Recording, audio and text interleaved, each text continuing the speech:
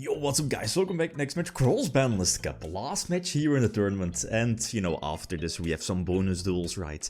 As we've mentioned before, featuring challenger appears and some extra duels. So, finals number 2, bottom part. We, was this expected 2 Pote decks? I think so. I mean, we've had some decks that came relatively close to both these decks. Looking at Virtual World, looking at Sword Soul for example, other decks as well. But eventually both these decks were just a little bit too powerful, well, again, depending on which deck you're looking at, Tearlaments or Spright. And speaking of both, which deck has the advantage? This actually was, this is a rematch, as we've seen, what was it, in the first match in the top 16 playoffs, again on the right side, and Tear won that one. Relatively easily. As you know, and as I've read throughout the comments, you know, with the predictions, is Bestials. Bestials were important, you know, in the Spright / Tearlaments matchup.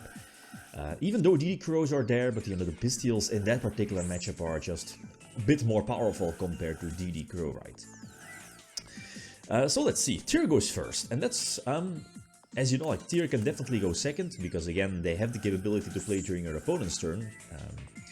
But this Super Poly was a lot. Does a lot. Again, lets me dodge the Veiler. Gets me the multiple mills as well. Special summons, what is it? The snake on field, basically to make Bahamut Shark. Basically. It's so insane that Tear can make Toad as well off of Bahamut or Double Merly. Again, like, you have one of the most powerful archetypes that can do like insane stuff, unfair stuff. And they can also make Toad. Insane. So this board is ridiculous. You have the bounce from Sprint, you have Face Up Imperm, you know, off of Dragostaphilia, you have the Toad negation, you have the Rule Carols for summoning negation, and what was it? I think double trap sets? I think so, yeah. Both Crime and Saliak, I believe the name is. Again, the names. So yeah, more than enough, this first particular duel. So, I mean, we saw Spright opening, what was it, Veiler? DD Crow, I think? Which, I mean, it's cool. And what was it, Spright starter as well? Blue as well? A really strong start. But, I mean, if Tearlaments can, you know, keep up this particular pace, it's very hard for every deck, like even the newer decks in 2023, to take on this particular Tearlaments list, or Tearlaments in general. This is pre-Shizu, by the way. So Tearlaments goes second, and as you've seen, the builds, it's main decking and side decking, you know, those heavy 2022, 2023 cards, looking at Dark Ruler, Super Poly, right? One of the best cards, insane that it's, you know, was at 3 back then, is at 3, was at 3 back then, because it's so powerful. The thing is that, as I've read also, Spright can play around Super Poly. The thing is that, you could play around Super Poly. Problem is like how strong are your boards then, right? Like you have Thunder, you have Toad that doesn't summon the swap to the field to, you know, because of the attributes, etc. and types, and that doesn't give you the extra level 2. So it's not super. The problem is if there's Super Poly, it's so hard to play around, and that's why, you know, Super Poly is a ban-worthy card, because it's so hard to play around that you can't even respond to it in most situations. So anyway, it wasn't really the Super Poly here in this case. It was a Dark Ruler. Again, 3 Dark, and as you know, like Dark Ruler power spells, 2022 Pote format, power spells were superb. Against like a Toad, Spright Red, Spright Carrot fields, they can't do anything, especially if it's not like an OCG list backed up by Maxi. Then Dark Ruler just goes in super hard, you know, breaking the board. And what is it? Rule Carols, you have the Kaleido Heart, you have Toad negation, which was summoned with Double Merly, so I can reborn it. Ladies and gentlemen, Spright, Tearlaments. It really feels unfair, right? Okay, so next one. Go second. And I see my hand, and I was like, ooh. The Dark Ruler is okay. Continuous spell to mill 3 and Sharon mill, so it kind of depends on what, you know, Spright is going to end on. The problem is that that's the Toad version. As you know, the Toad version can end on obviously Toad for Omni negation. You have potentially Spright Red and Carrot for more negations.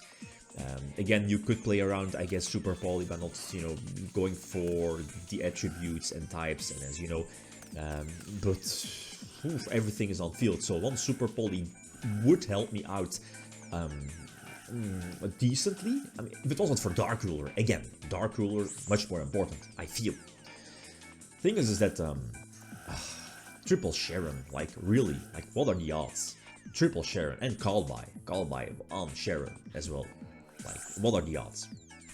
So I can maybe recover, go for some small damage, deal with that weakish field. Problem is that, you know, the monsters will still stay face up on field, and like this board is not strong enough. I need those 3 mills, but yeah, both red and carrot are still on field, so it doesn't really matter too much. And my top deck is not going to do that much. Here the Masquerina, I guess a sacrifice to make our gigantic Spright a bit more powerful.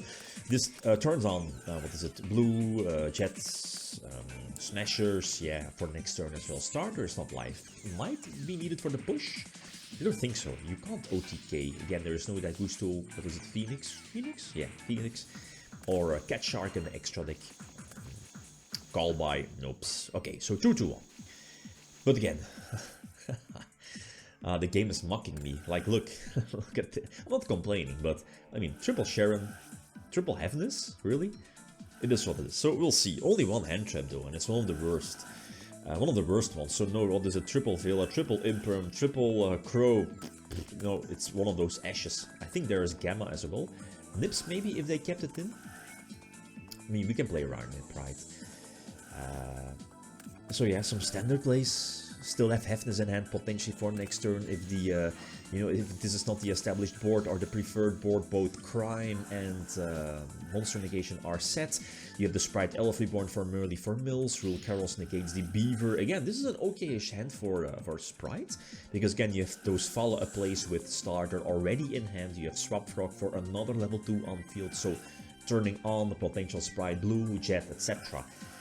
But, I mean, there is just far too many negations and interruptions here in favor for Tearlaments. Like, look at this. Kaleido Heart as well to yet another interruption. So that's the game.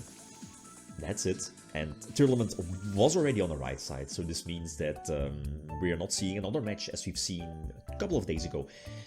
Because again, Spright already lost, yeah, one of the matches here in the top 16 playoffs, so it needed to win this one, and then another potential match, next one against Tier, but that's it. So that's it for the main event. Maybe it's a couple of challenger appears still left, you know, how do you say it in English, like spending some time looking for potential decks for Cross-Banlist Cup 2024, looking at some, you know, like the tournament scene, how should the tournament be changed. Suggestions are all definitely welcome if you have those, but yeah, so not over yet. A couple of duels still remaining, featuring the challenger appears, and then some well, not rematches, but rematches or matches actually, or rather featuring the you know, the winners from the main event. So first, second, and third place. Our third place are the winner from the upper part as well. Okay, guys, thanks for watching. Feel free to leave a corner like if you enjoyed the video. Leave signing out. Peace.